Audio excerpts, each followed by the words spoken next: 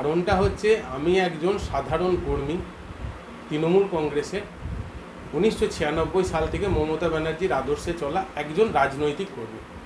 মমতা ব্যানার্জি যখন রাজনৈতিকভাবে কংগ্রেস দলে ছিলেন তখনও আমি দলটাকে করে এসেছি, দলটা শুধু সাপোর্ট করে এসেছি, দলটাতে আমি কোনো পদে নেই এই মুহূর্তে, দলটাতে কোনো প্রকার আমি নেই।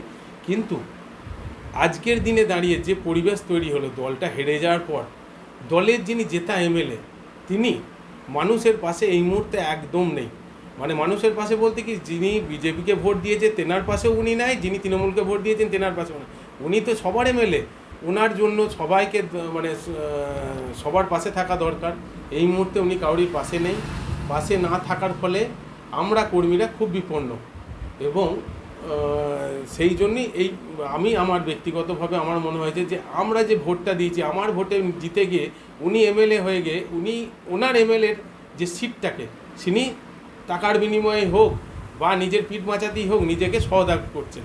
তাহলে আমাদের মতন কর্মীদের পাশে কে এসে দাঁড়াবে? এখন মমতা ব্যানার্জিকে ডাইরেক্ট আমরা প্রতিনিয়ত পাচ্ছি না। তাহলে আমরা আমাদের ভোটটা ফেরত দিয়ে আপনি যদি জিততে পারেন, আপনি যদি মানুষের পাশে থাকতে পারেন থাকুন, আমাদের ভোট নিয়ে আপনি ছিনেমিনি খেলতে পারবেন না। এটা আপনার কাছে, ঋষিদ মালিক বাবুর কাছে আমাদের একটা দাবি। আর আপনি যদি চান যে এই মানে এই এমএলএ সিট থেকে আপনি পদত্যাগ করুন, নতুন করে ভোট হোক, নতুন করে ভোট হয়ে আপনি এমএলএ হয়ে আবার যান, কোনো অসুবিধা নেই। আমরা এটুকুই দাবি জানাচ্ছি। নির্বাচন কমিশন মানে বর্ধমানের যে নির্বাচন কমিশনার ডিএম ম্যাডাম আছেন, ওনার কাছে একটা ছোট্ট অ্যাপ্লিকেশন করেছি যে যদি রিকাউন্টিং হয়, ওনার যে বিরোধী প্রার্থী 266 বিজেপির সঞ্জয় দাস হাইকোর্টে অ্যাপিল করেছিলেন, তো ওনার পরিপ্রেক্ষিতে নাকি শুনছি গণনা হতে পারে।